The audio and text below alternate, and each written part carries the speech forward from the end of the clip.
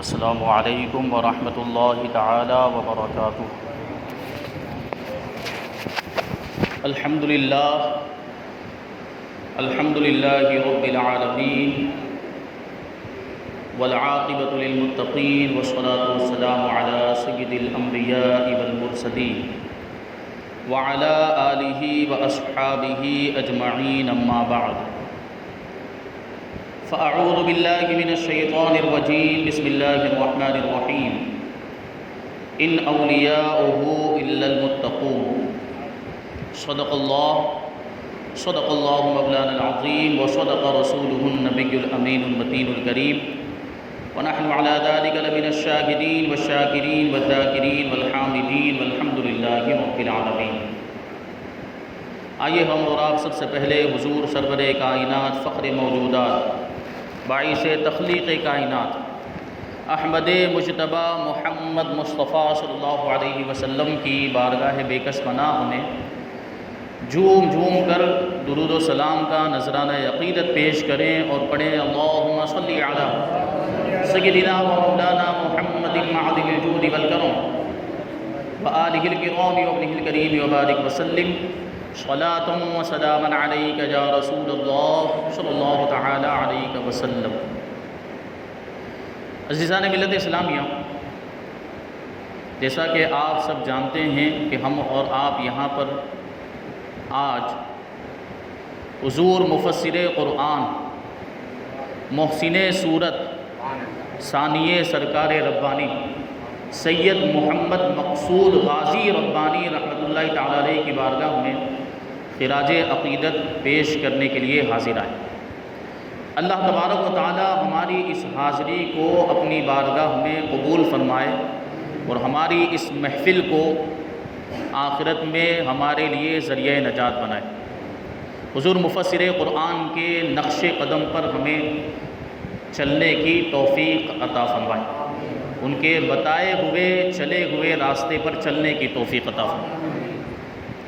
عزیزان ملت اسلامیہ، حضور مفسر قرآن کی شخصیت محتاج تعارف نہیں۔ اہل سورت خاص طور پر حضرت کو اچھی طرح جانتے ہیں، آپ کی شخصیت کو، آپ کی خدمات کو خوب جانتے اور پہچانتے، لیکن اس کے باوجود ہم اپنی عقیدتوں کا اظہار کرنے کے لیے، ہم اپنی محبتوں کا اظہار کرنے کے لیے ان کا تذکرہ کرتے ہیں، کیونکہ جس سے جتنی زیادہ محبت ہوتی ہے اس کا تذکرہ اتنا ہی زیادہ کیا جاتا ہے۔ تو ہم یہاں پر آج حاضر آئے ہیں حضور مفسر قرآن کے عرس کے سلسلے میں، تو یہ بھی ان سے ہماری محبت کی نشانی ہے، اور چونکہ وہ ہمارے محسن ہیں، انہیں محسن سورت کہا جاتا ہے حضور مفسر قرآن کو، کیونکہ سورت والوں پر واقعی یقینی طور پر حضور مفسر قرآن کا احسان ہے۔ آپ کی جو خدمات سورت کے اندر ہے یہ 6 دہائیوں پر مشتمل ہے، ایسی عظیم خدمات، اتنا لمبا عرصہ حضور مفسر قرآن سورت میں تشریف لاتے رہے اور یہاں سنیت اور اسلام کی خدمات انجام دیتے رہے، وہ یقیناً یہ بہت بڑا احسان ہے کہ پوری زندگی اگر ہم حضور مفسر قرآن کا تذکرہ کرتے ہوئے گزار دیں تو اس احسان کا ہم بدلہ نہیں چکا سکتے۔ نعرہ تکبیر، نعرہ رسالت، یا رسول اللہ، حضور محسن سورت زندہ باد، فیضان حضور محسن سورت زندہ باد۔ یہ جو آج ہم سورت کے اندر سنیت کی بہاریں اور رونقیں دیکھ رہے ہیں، یہ انہی بزرگوں کی خدمات کا نتیجہ ہے۔ انہوں نے ہی ہمیں سب سے پہلے گمراہ فرقوں سے واقف کرایا، بد مذہبوں کی پہچان ہمیں سب سے پہلے حضور مفسر قرآن نے کروائی۔ اسی وجہ سے ہم آج تذکرہ کرنے کے لیے حاضر آئے۔ حضور مفسر قرآن کا نام سید محمد مقصود، اور آپ کا جو عرفی نام ہے وہ ہے غازی ربانی رحمۃ اللہ تعالی علیہ۔ آپ کے القاب ثانی سرکار ربانی، مفسر قرآن اور محسن سورت، ان القاب سے آپ کو یاد کیا جاتا ہے۔ اور آپ کا گھرانہ حسینی سادات کا گھرانہ. اللہ تبارک و تعالیٰ نے حسینی سادات کے خاندان میں آپ کو پیدا فرمایا گیا، اور آپ کا جو شجرہ نسب ہے یہ 34 واسطوں سے اللہ کے رسول صلی اللہ علیہ وسلم تک جا کر پہنچ جاتا ہے. شجرہ نسب اس سے پہلے بھی میں نے بیان کیا تھا، اور آج انشاءاللہ پھر سے حصول برکت کے لیے شجرہ نسب سماعت کریں کہ ایسے برکت والے نام اس میں موجود ہیں کہ ان ناموں کو لینے کے بعد جو دعا کی جائے تو اللہ کی بارگاہ سے امید ہے کہ وہ دعا قبول ہو جائے. حضور مفسر قرآن سید محمد مقصود غازی ربانی یہ صاحبزادے ہیں، محبوب العلماء حضرت مولانا قاری سید محمد عبد المعبود رحمۃ اللہ تعالیٰ علیہ کے، اور وہ صاحبزادے ہیں سرکار ربانی سید محمد عبد الرب رحمۃ اللہ تعالیٰ علیہ کے، وہ صاحبزادے ہیں سرکار امانت علی کے، وہ صاحبزادے ہیں مفتی سید محمد دائم علی کے، وہ صاحبزادے ہیں سید محمد بشیر الدین کے، وہ صاحبزادے ہیں سید محمد غیاث الدین کے، وہ صاحبزادے ہیں سید محمد قطب الدین کے، وہ صاحبزادے ہیں سید محمد مشائخ کے، اور وہ صاحبزادے ہیں سید محمد کمال حسین میاں کے، وہ صاحبزادے ہیں سید محمد عبداللہ کے، وہ صاحبزادے ہیں سید محمد نصر اللہ کے، وہ صاحبزادے ہیں سید محمد معروف کے، وہ صاحبزادے ہیں سید محمد ناصر الدین کے، وہ صاحبزادے ہیں سید محمد بندگی معروف کے، وہ صاحبزادے ہیں سید ابو اسحاقی میاں نظر کے، وہ صاحبزادے ہیں سید صدر الدین راجو قتال جو حضرت مخدوم جہانیہ جہاں گشت کے خلیفہ و جانشین تھے، اور وہ صاحبزادے ہیں سید احمد کبیر کے، وہ صاحبزادے ہیں سید جلال الدین کے، وہ صاحبزادے ہیں سید علی معید کے، وہ صاحبزادے ہیں سید محمد جعفر کے، وہ صاحبزادے ہیں سید احمد کے، وہ صاحبزادے ہیں سید محمد کے، وہ صاحبزادے ہیں سید عبداللہ کے، وہ صاحبزادے ہیں امام علی اصغر کے، وہ صاحبزادے ہیں امام جعفر زکی کے، وہ صاحبزادے ہیں امام علی تقی کے، وہ صاحبزادے ہیں امام علی نقی کے، اور وہ صاحبزادے ہیں امام موسیٰ کاظم رضی اللہ تعالیٰ عنہ کے، وہ صاحبزادے ہیں امام جعفر صادق رضی اللہ تعالیٰ عنہ کے، اور وہ صاحبزادے ہیں امام محمد باقر رضی اللہ تعالیٰ عنہ کے، وہ صاحبزادے ہیں امام زین العابدین رضی اللہ تعالیٰ عنہ کے، اور وہ صاحبزادے ہیں امام علی مقام امام حسین رضی اللہ تعالیٰ عنہ کے، وہ صاحبزادے ہیں مولا کائنات علی مرتضیٰ شیر خدا رضی اللہ تعالیٰ عنہ کے، اور وہ شوہر ہیں سیدہ کائنات خاتون جنت حضرت فاطمہ الزہرا رضی اللہ تعالیٰ عنہا کے، اور وہ صاحبزادی ہیں سرکار کائنات فخر موجودات محمد الرسول اللہ صلی اللہ تعالیٰ علیہ وسلم.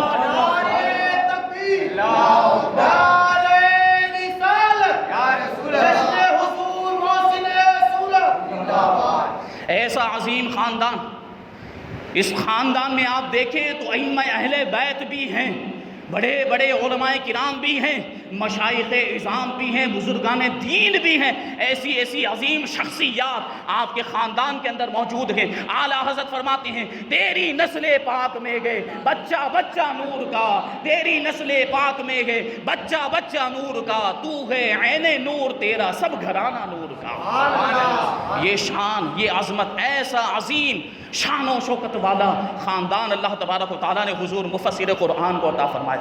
یہ آپ کی ساری فضیلتوں میں، سارے فضل و کمال کے اندر، ساری جو شان و شوکت اللہ تبارک و تعالیٰ نے آپ کو عطا فرمائی، اس میں سب سے بڑی فضیلت یہ ہے کہ آپ کو اللہ تبارک و تعالیٰ نے حسینی سادات کے گھرانے میں پیدا فرمایا. آپ کی ولادت 29 ذی قعدہ ہجری 1344 میں 10 جون عیسوی 1926 میں رائے گڑھ مدھیہ پردیش، جو اس وقت چھتیس گڑھ میں ہوا کرتا تھا، اب وہ اس وقت مدھیہ پردیش میں ہوا کرتا تھا، اب وہ چھتیس گڑھ میں ہوتا ہے رائے گڑھ. وہاں پر حضور مفسر قرآن کی ولادت ہوئی.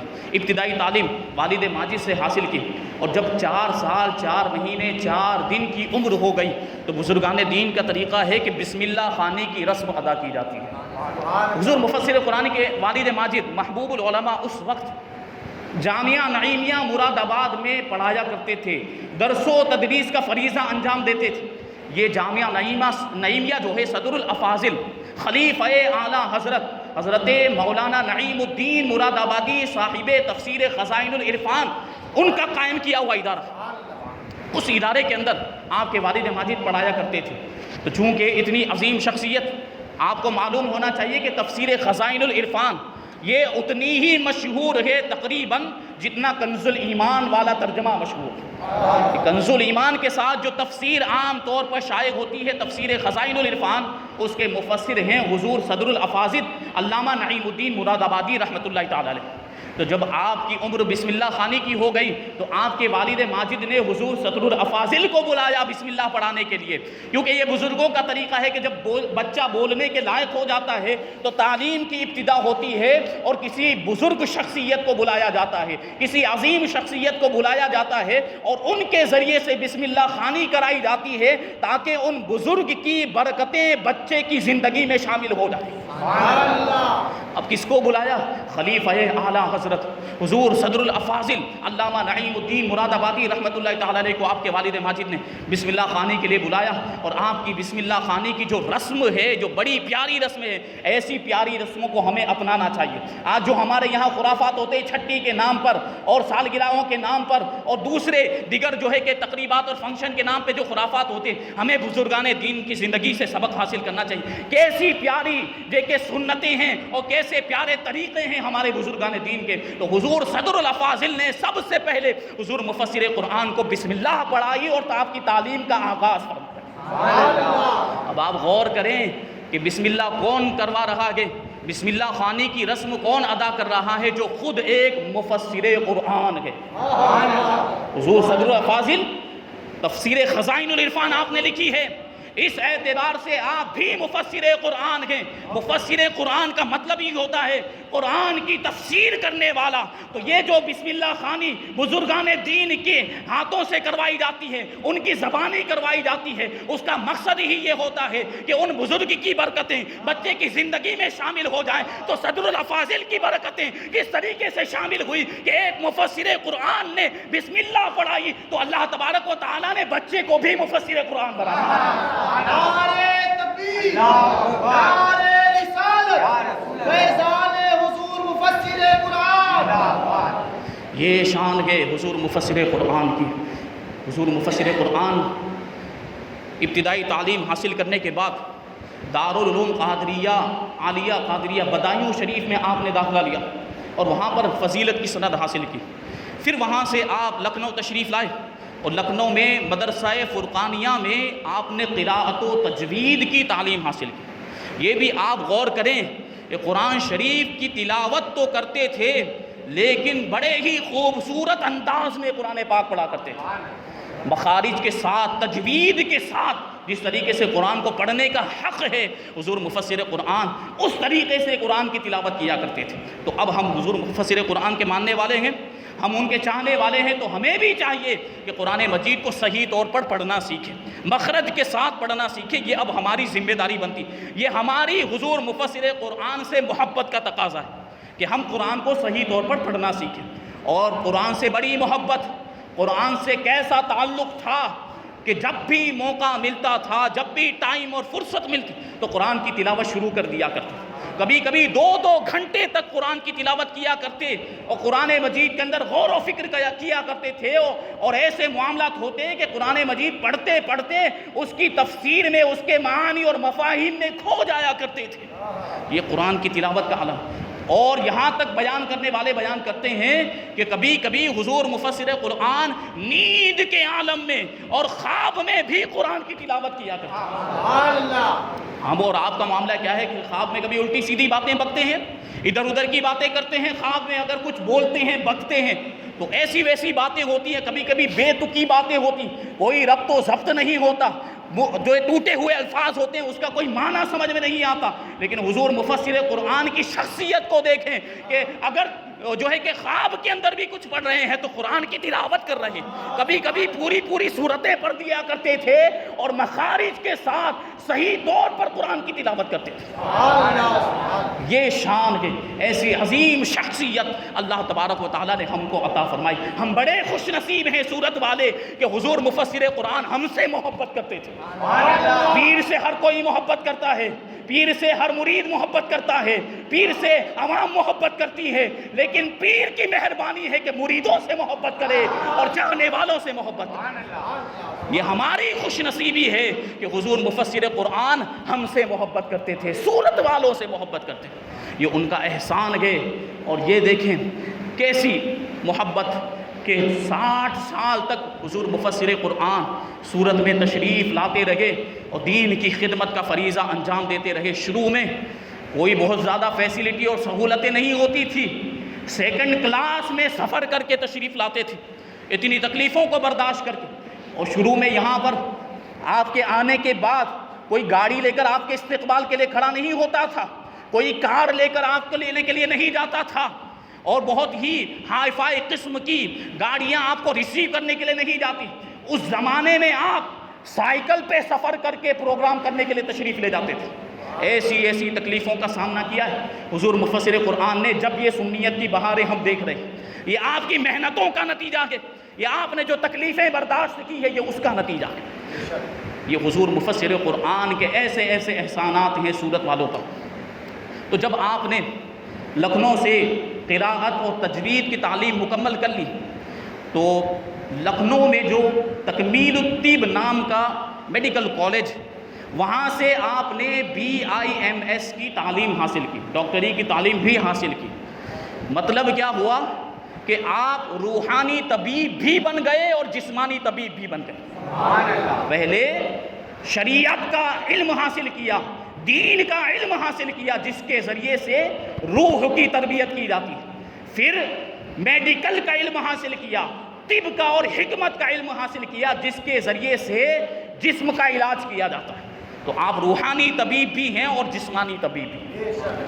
اور پھر اس کے بعد جب آپ فارغ ہوئے، یہ ڈگری جو آپ نے حاصل کی BIMS کی، یہ 1947 کا زمانہ تھا، تقسیم ہند کا وقت، پارٹیشن کا وقت. اس وقت جب پارٹیشن ہو گیا تو آپ کے والد ماجد محبوب العلماء ہجرت کر کے حیدرآباد تشریف لے گئے.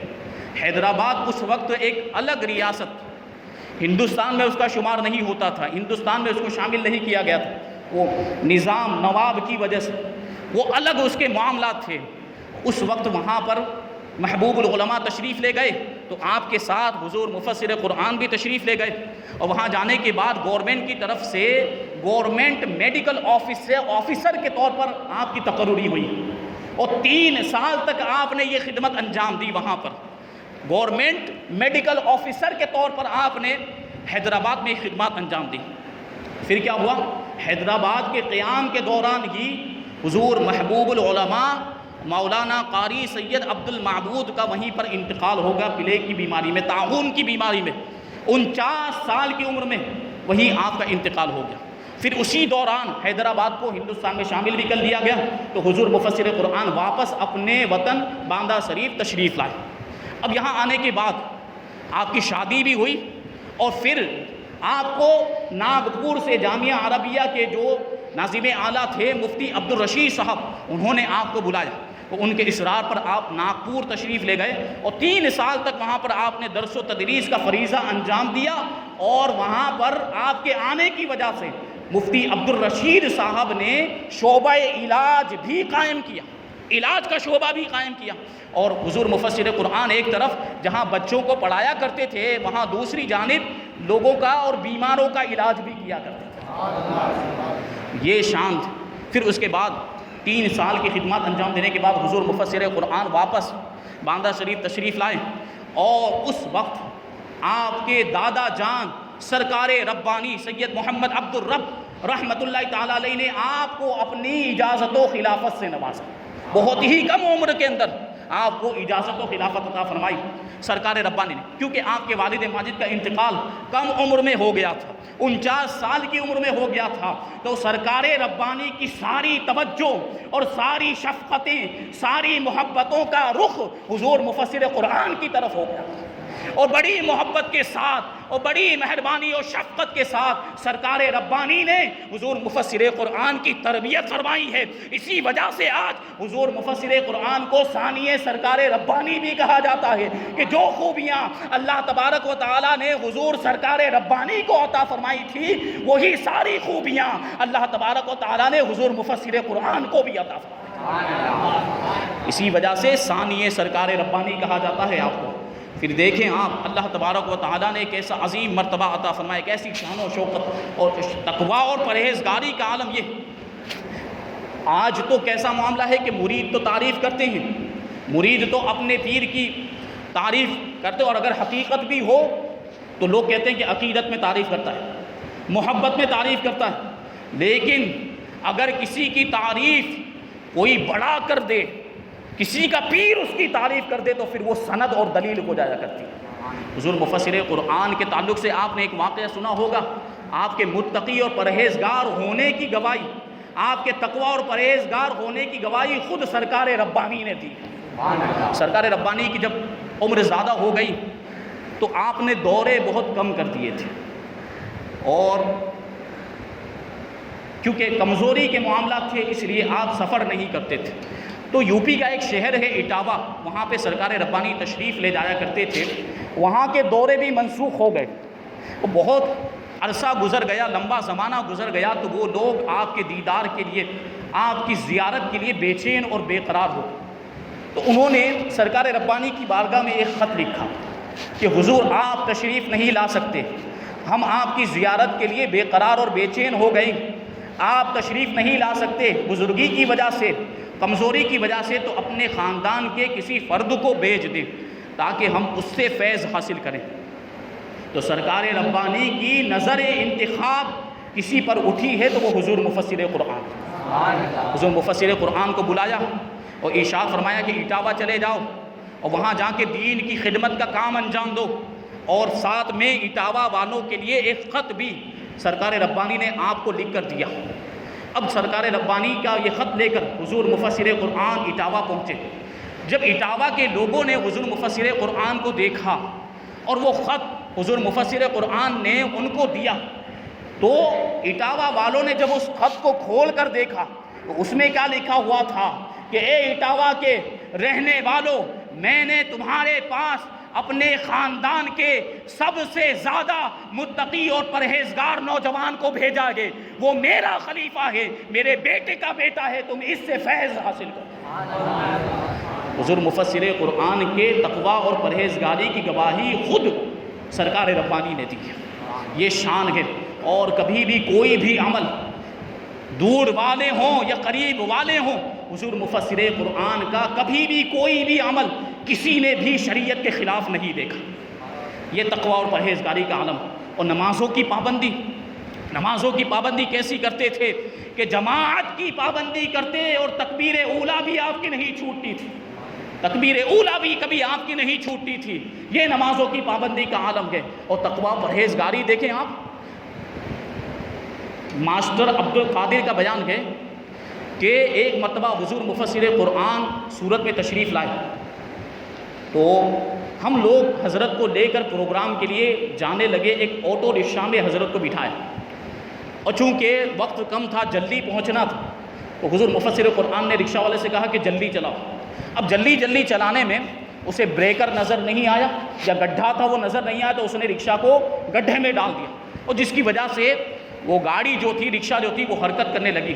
تو حضرت کو جلال آ گیا اور ارشاد فرمایا تمہیں نظر نہیں آتا، ایسے رکشہ چلاتے ہیں، اور اپنی چھڑی لے کر اس رکشہ والے کو اس طریقے سے ضرب لگائی۔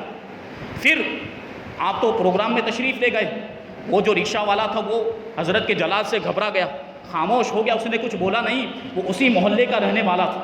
اور پروگرام ختم ہونے کے بعد صبح حضور مفسر قرآن نے، حاجی عبد القادر کہتے ہیں کہ ہم کو بلایا، اور بلانے کے بعد کہتے ہیں کہ جاؤ اور اس رکشہ والے کو بلا کر میرے سامنے لے کر آؤ۔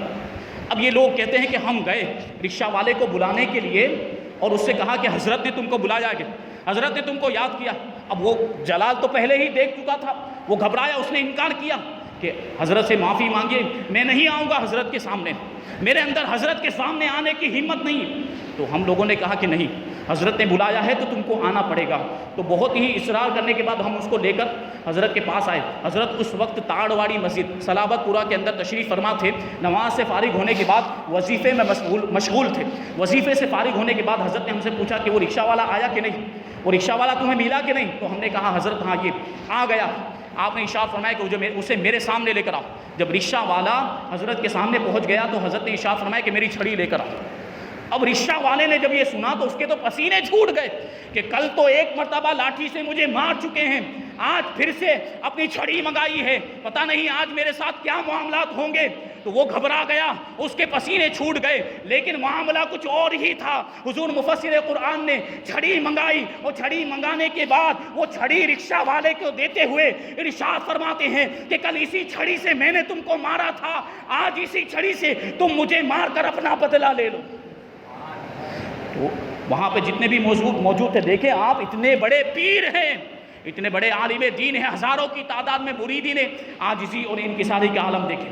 آپ ارشاد فرماتے ہیں کہ کل تمہیں میں نے اس لاٹھی سے مارا تھا، آج تم اسی چھڑی سے مجھے مار کر اپنا بدلہ لے لو، مجھے معاف کر دو، مجھ سے جو ہے کہ غلطی ہو گئی۔ تو وہ کہتا ہے کہ نہیں حضرت مجھ سے غلطی ہوئی ہے، آپ مجھے معاف فرما دیں۔ تو حضور مفسر قرآن ارشاد فرماتے ہیں کہ یا تو اپنا بدلہ لے لو یا مجھے معاف کر دو، کہ کل قیامت کے دن میرے رب نے پوچھا کہ میرے بندے کو کیوں مارا تھا تو میں کیا جواب دوں گا؟ کل قیامت کے حساب سے مجھے ڈر لگتا ہے۔ یہ خوف خدا کا عالم ہے۔ اب وہ جو تھا وہ بڑا شرمندہ ہوا رکشہ والا، اور کہنے لگا کہ حضرت میں نے آپ کو معاف کیا، آپ بھی مجھے معاف فرما دیں۔ اور پھر جب وہ مسجد سے باہر نکلا ہے تو اس کی آنکھوں سے آنسو جاری، اور اس کی زبان پر ایک ہی جملہ تھا، اللہ اکبر۔ خوف خدا کا یہ عالم ہے، یہ خوف خدا اور یہ تقوی پرہیزگاری اللہ تبارک و تعالیٰ نے حضور مفسر قرآن کو عطا فرمائے۔ اور نمازوں کی پابندی کے تعلق سے عرض کر رہا تھا کہ نمازوں کی پابندی کیسی؟ دیکھیں آپ، علامہ ذاکر رضا صاحب قبلہ نے لکھا ہے اس کو کہ حضور مفسر قرآن جب سورت میں تشریف لاتے تھے تو آپ کا قیام بدر میاں اسٹریٹ میں ہوا کرتا تھا۔ شروع میں بدر میاں اسٹریٹ سے جو مسجد رفاعیہ ہے ریشم وارڈ، جہاں پر علامہ ذاکر رضا صاحب قبلہ امامت کرایا کرتے تھے اس وقت، تو بیان کرتے ہیں کہ بدر میاں اسٹریٹ میں جو مسجد تھی وہ اس وقت سنیوں کے قبضے میں نہیں تھی، وہاں سنی امام نہیں تھا۔ تو حضور مفسر قرآن وہاں سے چل کر ریشم واڑ میں مسجد رفاعیہ کے اندر ہر نماز کے وقت تشریف لاتے تھے اور تکبیر اولیٰ کے ساتھ باجماعت نماز ادا کیا کرتے تھے۔ اور فرماتے ہیں علامہ ذاکر رضا کہ اس وقت تقریباً 78 سال کی آپ کی عمر تھی، گھٹنوں میں درد تھا، ضعیفی کا معاملہ، بزرگ ہو چکے تھے، اس کے باوجود کبھی آپ کی جماعت نہیں چھوٹتی تھی بلکہ تکبیر اولیٰ بھی نہیں چھوٹتی تھی۔ یہ نمازوں کی پابندی۔ حاجی عبداللطیف صاحب کا بیان ہے کہ حضرت کا قیام میرے گھر پر تقریباً 22 سال تک رہا۔ اب جب حضرت میرے یہاں قیام فرما ہوتے تو چاہنے والوں کا تانتا بندہ رہتا، مریدین ملنے آتے رہتے، رات کو دیر تک لوگ ملاقات کے لیے آتے، اس کی وجہ سے سونے میں دیر ہو جاتی۔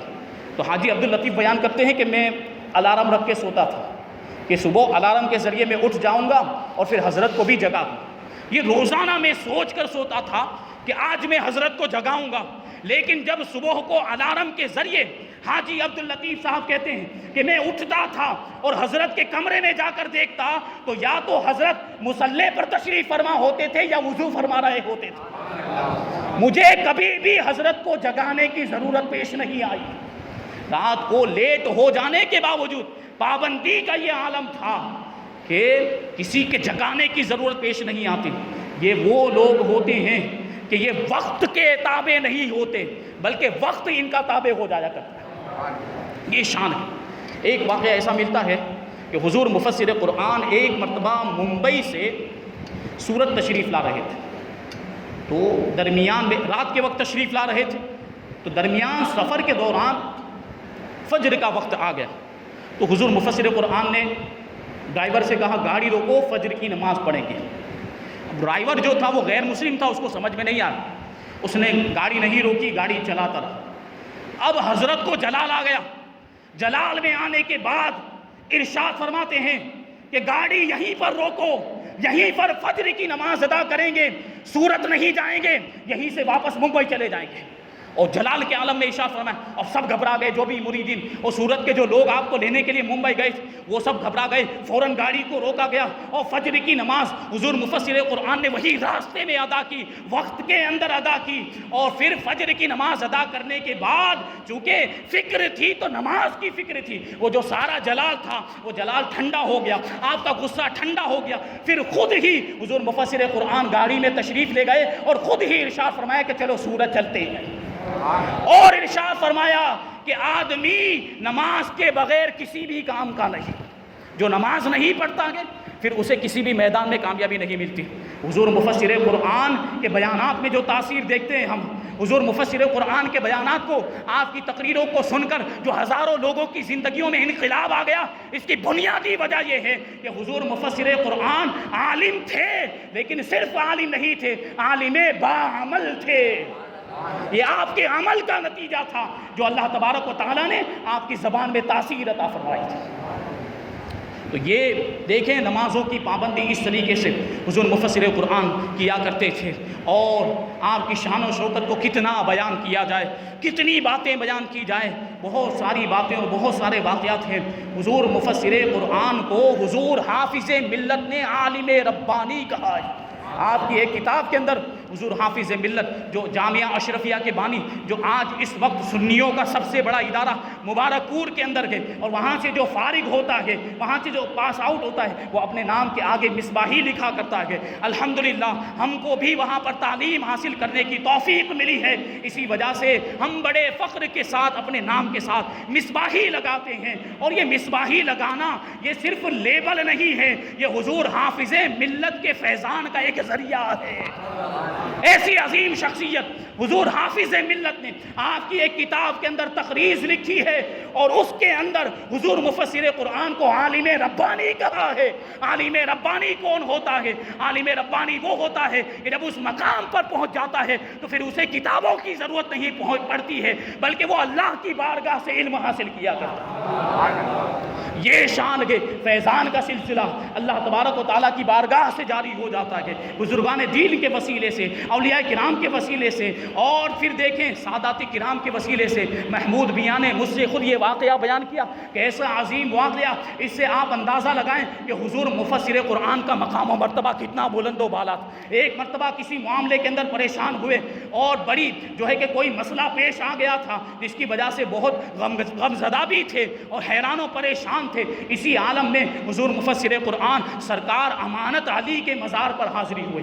سرکار امانت علی کے مزار پر حاضری دی اور مزار شریف کو خالی کر دیا، مراقبہ میں مشغول ہو گئے، مراقبہ کیا، اور پھر کیا دیکھتے ہیں کہ ظاہری طور پر سرکار امانت علی تشریف لائے ہیں، اور ایک جو ہے کہ کیا کہتے ہیں، یہ پھولوں کا ایک ڈھیر ہے، اس کے اوپر تشریف فرما ہے سرکار امانت علی، اور ارشاد فرماتے ہیں کہ غازی پریشان کیوں ہوتے ہو، آؤ تمہیں غریب نواز کی بارگاہ میں لے کر جاتے ہیں۔ سرکار امانت علی آپ کو غریب نواز کی بارگاہ میں لے کر پہنچتے ہیں۔ غریب نواز کی بارگاہ میں پہنچنے کے بعد غریب نواز کا جب دیدار ہوتا ہے، غریب نواز سرکار حضور مفسر قرآن کو دیکھتے ہیں تو ارشاد فرماتے ہیں کہ غازی ربانی گھبرانے کی ضرورت نہیں ہے، آؤ تمہیں غوث پاک کی بارگاہ میں لے جاتے ہیں۔ اب جب غوث پاک کی بارگاہ میں پہنچتے ہیں، غوث پاک کو آپ دیکھتے ہیں اور آپ کو غوث پاک دیکھتے ہیں، دیکھنے کے بعد ارشاد فرماتے ہیں کہ غازی ربانی گھبرانے کی ضرورت نہیں ہے، پریشان ہونے کی ضرورت نہیں ہے،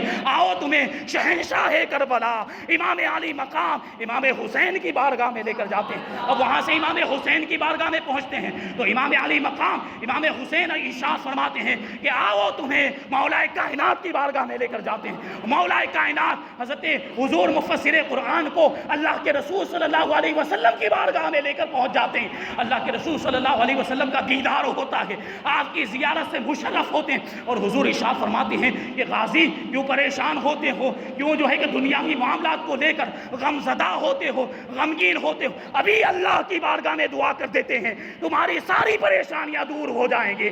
حضور صلی اللہ علیہ وسلم نے اپنے ہاتھوں کو اٹھا کر اللہ کی بارگاہ میں دعا کی۔ وہ کیا الفاظ تھے، یہ راز و نیاز کی باتیں ہیں، یہ حضور مفسر قرآن نے اپنے شہزادے کو تو بتائی تھی، لیکن ان کو اجازت نہیں دی کہ یہ باتیں دوسروں کو بتائی جائیں۔ تو ہمیں بھی یہ باتیں نہیں پتا جو حضور نے حضور مفسر قرآن سے ارشاد فرمائی۔ اب سوچیں آپ کہ حضور مفسر قرآن جن کے لیے اللہ کے رسول نے دعا فرمائی ہو، آپ کا مقام و مرتبہ کتنا بلند و بالا ہوگا۔ یقیناً ساری پریشانیاں دور ہو گئی ہوں گی، سارے جو معاملات تھے وہ حل ہو گئے ہوں گے، ساری مشکلیں حل ہو گئی ہوں گی، کیونکہ دعا کس نے کی ہے اور وسیلہ کن لوگوں کا ہے درمیان میں دیکھیں۔ اور اس طریقے سے فیضان کا سلسلہ جاری تھا۔ حضور مفسر قرآن کے لیے یہ شان ہے، یہ مقام و مرتبہ، ایسی عظیم شخصیت اللہ تبارک و تعالیٰ نے ہمیں عطا فرمائی۔ وہ کہتے ہیں نا کہ نعمت جب قریب ہوتی ہے تو اس کی قدر نہیں ہوتی، اور نعمت جب ہاتھ سے چلی جاتی ہے تو احساس ہوتا ہے کہ کتنی بڑی نعمت تھی۔ ایسی عظیم شخصیت اللہ تبارک و تعالیٰ نے ہمیں عطا فرمائی۔ حضور مفسر قرآن کو اللہ تبارک و تعالیٰ نے بے شمار خوبیاں اور بے شمار فضل و کمال سے نوازا تھا۔ یہ شان اور یہ عظمت ہے۔ حضور مفسر قرآن کہ جب آخری وقت آیا اس کی کچھ تفصیل بیان کروں کہ دیکھیں آخری وقت میں بھی کیسے معاملات ہیں۔ آخری وقت میں حامد میاں بیان کرتے ہیں کہ جب وصال کا وقت قریب آیا تو چند دن پہلے جب طبیعت ناساز ہوئی تو ہمارے جو فیملی ڈاکٹر تھے، ڈاکٹر محمد رفیق صاحب، ان کو بلایا گیا، چونکہ حامد میاں بیان کرتے ہیں کہ حضور کے علاج اور معالجہ کی ذمہ داری میری تھی، تو میں نے ڈاکٹر رفیق صاحب کو بلایا، اور جب بھی حضرت کی طبیعت خراب ہوتی تو وہ فوراً گھر پہ تشریف لاتے تھے اور حضرت کا چیک اپ وغیرہ کیا کرتے تھے۔ تو اس مرتبہ بھی جب طبیعت ناساز ہوئی تو ڈاکٹر صاحب کو بلایا تو فوراً آئے اور حضور مفسر قرآن کا چیک اپ کیا، اور جو کچھ بھی رپورٹ وغیرہ بنوانی تھی، ٹیسٹ وغیرہ کروانے تھے، وہ سب کروائے۔ اور اس کے بعد ڈاکٹر صاحب نے کہا ہم سب لوگوں سے، ہم سب بھائیوں سے، کہ حضرت کو کانپور میں جو ریجنسی ہاسپٹل ہے وہاں پر ضرور لے کر جائیں۔ اس کا مطلب تھا کہ معاملات تشویشناک تھے، پریشان کن معاملات تھے۔ اب ہم لوگوں نے حضرت کی بارگاہ میں عرض کیا کہ حضرت کانپور تشریف لائیں، علاج کے لیے کانپور تشریف لے چلیں، تو حضور مفسر قرآن نے پہلے تو منع فرمایا اور ارشاد فرمایا کہ ہم اپنے حالات کو بہتر جانتے ہیں، ہماری حالت ٹھیک نہیں ہے، ہم کانپور نہیں جانا چاہتے، تمہیں زیادہ پریشان ہونے کی ضرورت نہیں۔ دیکھیں آپ، اللہ والوں کو ان کی موت کے بارے میں پہلے ہی بتا دیا جاتا ہے کہ کب ان کے وصال کا دن ہے، کب ان کی وفات ہوگی، یہ کیسے پتہ چل جاتا ہے۔ محمود میاں نے مجھ سے بیان کیا کہ میں جب بھی باندہ سے کہیں دورے کے لیے جاتا تو آخری عمر کے اندر جب حضور مفسر قرآن کمزوری زیادہ ہو گئی تھی تو میرا یہ معاملہ تھا، محمود میاں بیان کرتے ہیں کہ میں حضرت کی خدمت کیا کرتا اور میری خواہش یہ ہوتی کہ بس حضرت کی خدمت میں ہی رہوں اور یہاں سے کہیں نہ جاؤں۔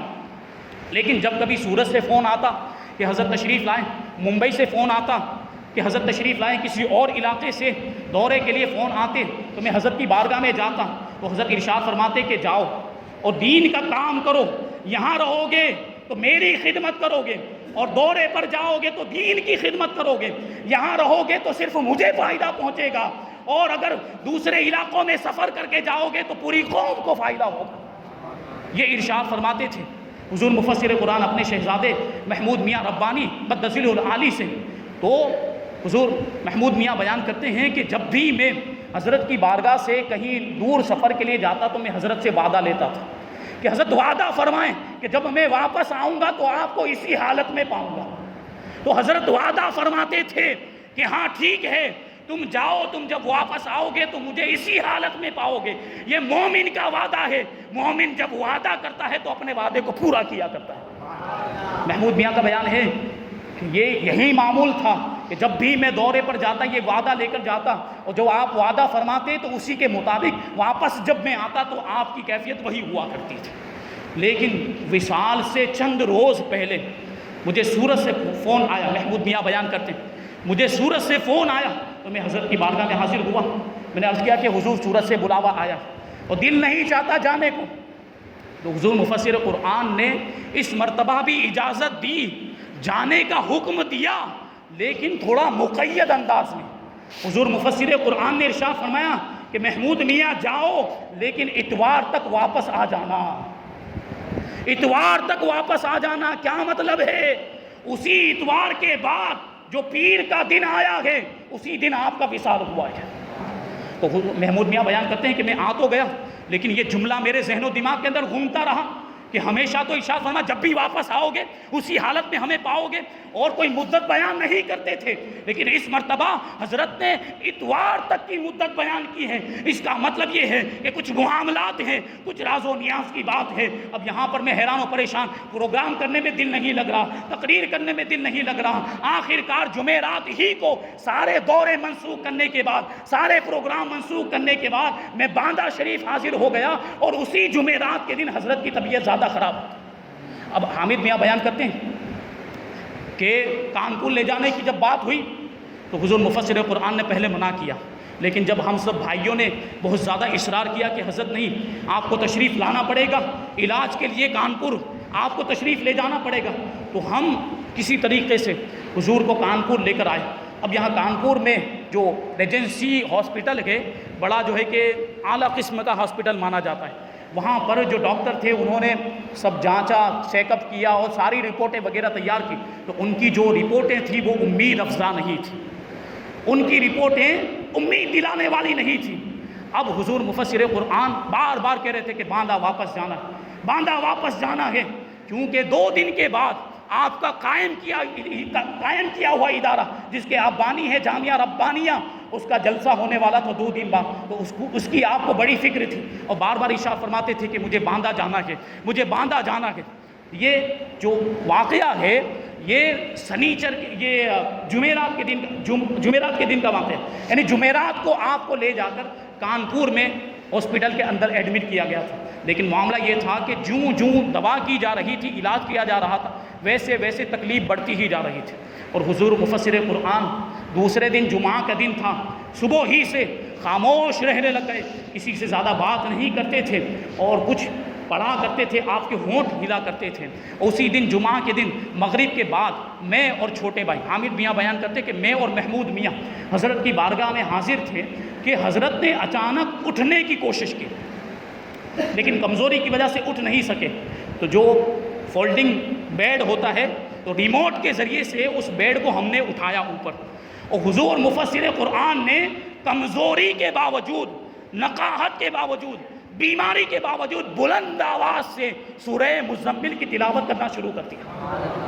اب اتنی بلند آواز سے تلاوت کر رہے تھے کہ جو ڈاکٹر باہر تھے اور ان کے ساتھ جو ہیلپر تھے وہ سب اندر آ گئے، اور ان کو بھی تعجب ہونے لگا کہ اتنی کمزوری ہے اس کے باوجود اتنی بلند آواز سے تلاوت کر رہے ہیں، اور محویت کے عالم میں ہیں، بالکل محو ہو گئے، اور قرآن پاک کی تلاوت کیے جا رہے ہیں، سورہ مزمل کی تلاوت کیے جا رہے ہیں۔ سب جتنے بھی لوگ تھے حیران و پریشان۔ اب جب سورہ مزمل کی تلاوت سے فارغ ہو گئے تو پھر آپ نے نعت شریف کا یہ شعر پڑھنا شروع کر دیا، کیا جلوے ہیں اس کے، کیا جلوے ہیں اس کے، سبحان اللہ سبحان اللہ، یہ جو اشعار ہیں یہ ارض و شما اور یہ شمس و قمر، سبحان اللہ سبحان اللہ، کیا جلوے ہیں اس کے پیش نظر، سبحان اللہ سبحان اللہ، یہ ارض و سما یہ شمس و قمر، سبحان اللہ سبحان اللہ۔ یہ شعر پڑھتے رہے اور پڑھتے پڑھتے عجیب کیفیت طاری ہو گئی، وجدانی کیفیت طاری ہو گئی، جو لوگ وہاں پر تھے ان لوگوں کی بھی کیفیت تبدیل ہو گئی، اور حضور مفسر قرآن کو جو آکسیجن پائپ وغیرہ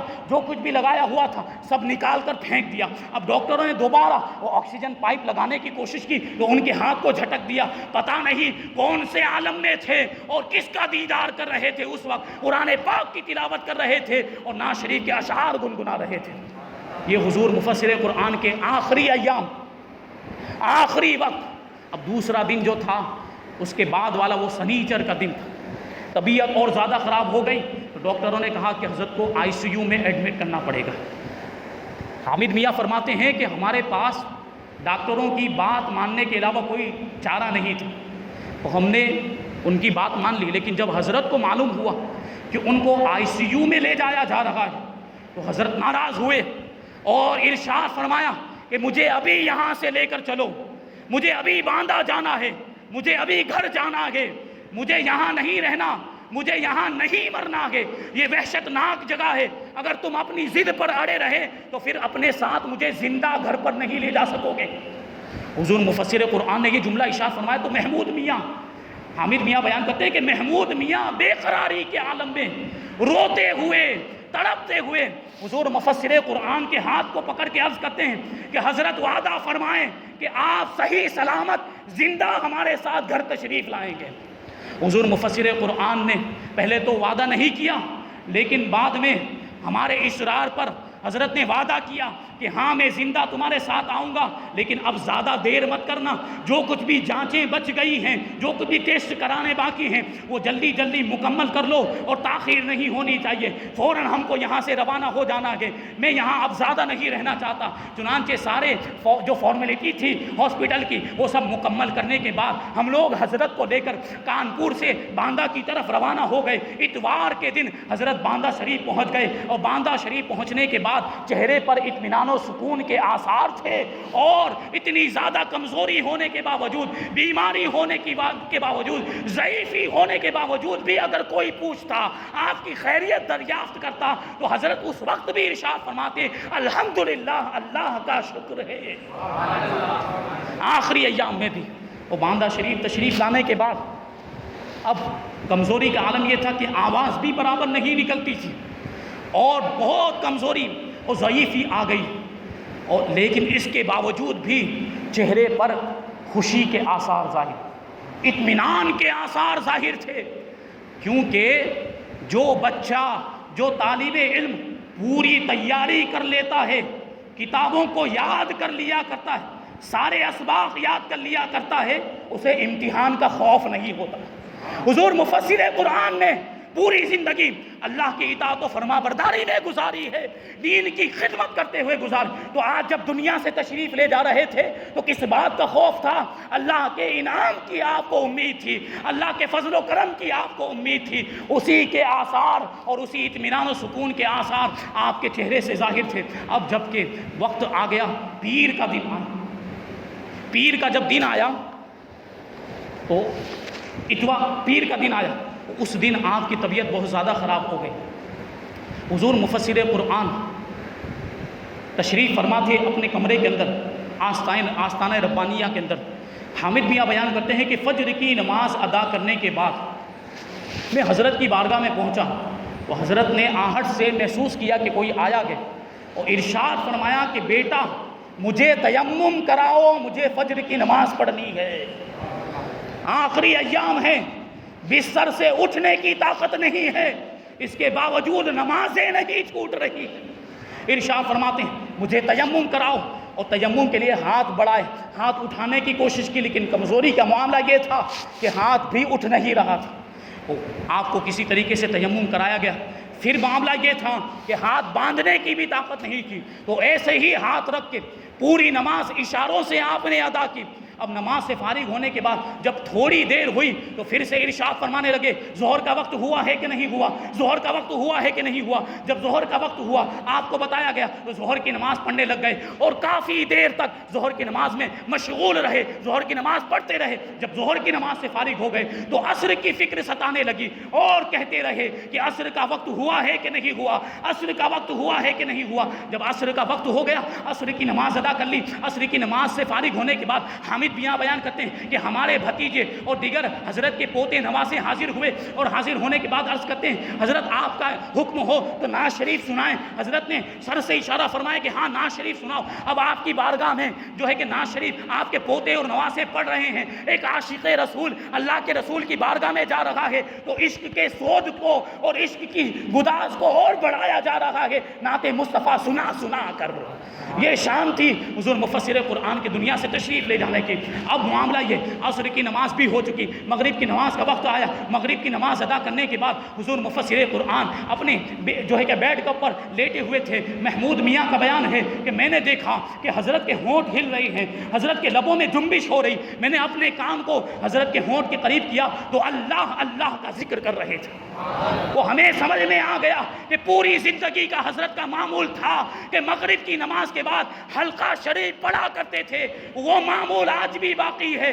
حلقہ شریف پڑھ رہے ہیں اور ذکر کر رہے ہیں۔ ہم نے پوچھا حضرت کیا حلقہ شریف پڑھ رہے ہیں؟ تو حضرت نے اس بات میں جواب دیا سر کو ہلاتے ہوئے۔ ہم نے اجازت طلب کی کہ کیا ہم کو بھی پڑھنے کی اجازت ہے؟ تو سارے خاندان کے افراد جمع ہو گئے اور حلقہ شریف پڑھنا شروع کر دیا۔ اب جب سارے لوگ حلقہ شریف سے فارغ ہوئے تو تھوڑی دیر کے بعد حضور بالکل خاموش ہو گئے۔ اب کسی طرح کی کوئی حرکت نہیں، آپ کے بدن کے اندر کوئی حرکت نہیں تھی۔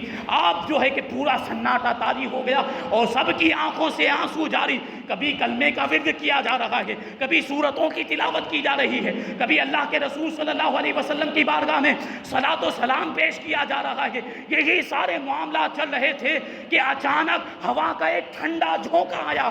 حامد میاں بیان کرتے ہیں کہ سخت گرمی کا موسم تھا، لیکن ہوا کا ایک ٹھنڈا جھونکا آیا، ٹھنڈی ہوا کا جھونکا آیا، اور جو پاور سپلائی تھی بجلی بھی کٹ گئی اور جنریٹر بھی بند ہو گیا اور ساری لائٹیں بجھ گئی۔ گویا کہ کوئی کہنے والا ایسا کہہ رہا ہو کہ یہ تو وصال کی رات ہے، اللہ کی بارگاہ میں حاضر ہونے کی رات ہے۔ اب یہ دنیاوی چراغوں کی ضرورت نہیں ہے، دنیاوی روشنیوں کی ضرورت نہیں ہے، وہ دنیا کی ساری روشنیاں ختم ہو گئی، سب بلب بند ہو گئے، ساری لائٹیں بند ہو گئی، اور اس وقت حضور مفسر قرآن وہ ایسے وقت میں جب ٹائم تھا 10:35 رات کے وقت، حضور مفسر قرآن نے داعی اجل کو لبیک کہا اور دنیا سے تشریف لے گئے۔ یہ شان ہوتی ہے اللہ والوں کی، ایسی زندگی ہوتی ہے، اور موت بھی ایسی ہوا کرتی ہے کہ موت کے وقت جب وقت قریب ہوتا ہے اس کے باوجود نمازوں کا دامن ہاتھ سے نہیں چھوٹتا، اللہ کی فرما برداری کا خیال اس وقت بھی آتا ہے۔ حضور مفسر قرآن کی وفات کی کیفیت کو دیکھیں کہ وفات کا وقت قریب ہے، موت کا وقت قریب ہے، گھر والوں کی فکر نہیں ہے، دنیا کی کوئی خواہش نہیں کر رہے، دنیا کی کوئی تمنا نہیں کر رہے ہیں، کوئی شکایت نہیں کر رہے ہیں، کوئی جو ہے کہ شکوہ نہیں کر رہے ہیں۔ اگر کسی چیز کی فکر ہے تو نماز کی فکر ہے۔ میں حضور مفسر قرآن کی زندگی سے یہ سبق ملتا ہے کہ پوری زندگی تو آپ نے نمازوں کی پابندی کی ہے، آخری وقت میں بھی نمازوں کی پابندی کر کے اپنے مریدوں کو، اپنے چاہنے والوں کو سبق دیا ہے کہ نماز کا دامن ہرگز اپنے ہاتھ سے مت چھوڑنا۔ تو 15 اپریل 2019 کو آپ کا وصال ہو گیا۔ اب یہ جو خبر تھی وہ جنگل کی آگ کی طرح عالم اسلام کے اندر پھیل گئی، اور آپ کے چاہنے والے مریدین معتقدین باندہ شریف میں جمع ہونے شروع ہو گئے، اور ہزاروں کی تعداد میں لوگ جمع ہو گئے۔ تو ظہر کے بعد آپ کے شہزادوں نے اور آپ کے گھر والوں نے آپ کو غسل دیا، اور آپ کی وصیت کے مطابق نبی پاک صلی اللہ علیہ وسلم کے منہ مبارک آپ کی آنکھوں کے پتلیوں میں حامد میاں بیان کرتے کہ ہم نے رکھے، اور برادر اصغر محمود میاں نے رکھے، اور مدینہ منورہ کی خاک آپ کے سینے پر لگائی گئی اور آپ کے چہرے پر لگائی گئی، مدینہ منورہ کا کفن پہنایا گیا، اور پھر آپ کو رخصت کر کے جو خانقاہ ربانیہ ہے، آستانہ ربانیہ ہے، اس کا جو بالا خانہ، بالائی حصہ وہاں پر لا کر رکھا گیا۔ اور معاملہ یہ تھا کہ گھر سے جب بھی کوئی رخصت ہو کر کہیں جاتا تھا تو ہمارے گھر کا معمول یہ تھا کہ صلاۃ و سلام پڑھا جاتا تھا اور حضرت دعا کرتے تھے، لیکن آج حضرت خود رخصت ہو رہے تھے تو صلاۃ و سلام تو پڑھا گیا، لیکن دعائیں کرنے کے لیے حضرت ہمارے درمیان موجود نہیں تھے۔ حضور مفسر قرآن کے جنازے کو مغرب کے وقت آستانہ ربانی کے دروازے سے باہر لایا گیا، اور ہزاروں کی تعداد میں لوگ موجود تھے، اور آستانہ ربانی سے لے کر جامعہ ربانی تک 3.5 کلومیٹر کا راستہ ہے، ہزاروں کی تعداد میں لوگ موجود ہیں۔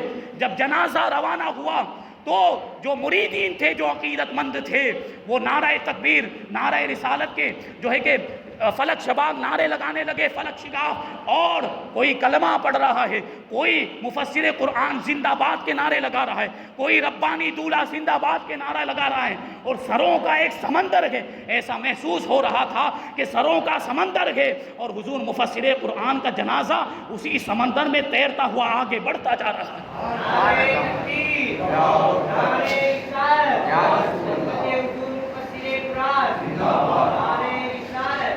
اب حضور مفسر قرآن کے جنازے میں شرکت کے لیے بڑے بڑے علماء حاضر ہیں، بڑے بڑے مشائخ اعظام اور عوام و خواص، رؤوسا، سارے لوگ حاضر ہوئے شرکت کرنے کے لیے نماز جنازہ کے اندر۔ اب حضور مفسر قرآن کے جنازے کو جو حرا کیمپس ہے جامعہ ربانی کے پاس، وہاں لے جایا گیا، اور شاہد میاں نے نماز جنازہ پڑھائی، اور پھر آپ کو سپرد خاک کیا گیا۔ اعلیٰ حضرت رضی اللہ تعالیٰ عنہ ارشاد فرماتے ہیں، لحد میں عشق رخ شہ کا داغ لے کے چلے، لحد میں عشق رخ شہ کا داغ لے کے چلے، اندھیری رات سنی تھی چراغ لے کے چلے۔ دیکھیے کیسی عجیب بات، ایسا لگتا ہے کہ آج کل کی بات، حضور مفسر قرآن ہمیں چھوڑ کے چلے گئے۔ بہت ہی کم عرصے میں بڑی بڑی شخصیات دنیا سے رخصت ہو گئی۔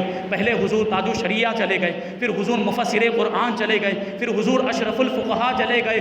یہ دیکھیں آپ، اتنی عظیم شخصیات جو صورت والوں کے لیے کسی نعمت لازوال سے کم نہیں تھی، نعمت غیر مترقبہ سے کم نہیں تھی۔ حضور مفسر قرآن تشریف لے گئے اور حضور اشرف الفقہاء چلے گئے، تو ایسا لگتا ہے کہ صورت والے یتیم ہو گئے۔ ایسی عظیم شخصیات ہمیں چھوڑ کے چلی گئی کہ ان کے بعد ان جیسا کوئی نہیں ہو سکتا۔ ایسا کہاں سے لائیں کہ تجھ سا کہے جسے۔ اللہ تبارک و تعالی ہمیں آپ کو ہم سب کو حضور مفسر قرآن کے نقش قدم پر چلنے کی توفیق عطا فرمائے، ان کے مشن کو آگے بڑھانے کی توفیق عطا فرمائے، اور آپ کی زندگی کا ایک مقصد جو سب سے بڑا مقصد تھا شریعت کی پابندی، جتنے بھی چاہنے والے ہیں سب آج عہد کریں کہ ہم شریعت کی پابندی کریں گے، ہم حضور مفسر قرآن کے چاہنے والے ہیں، ہم نمازوں کی پابندی کریں گے، ہم کبھی بھی اللہ کی نافرمانی کے کام نہیں کریں گے، گناہوں سے بچیں گے، اور اپنے چہرے پر سنت رسول سجائیں گے۔ اللہ تبارک و تعالی ہم سب کو عمل کرنے کی توفیق عطا فرمائے۔ وما علینا الا البلاغ۔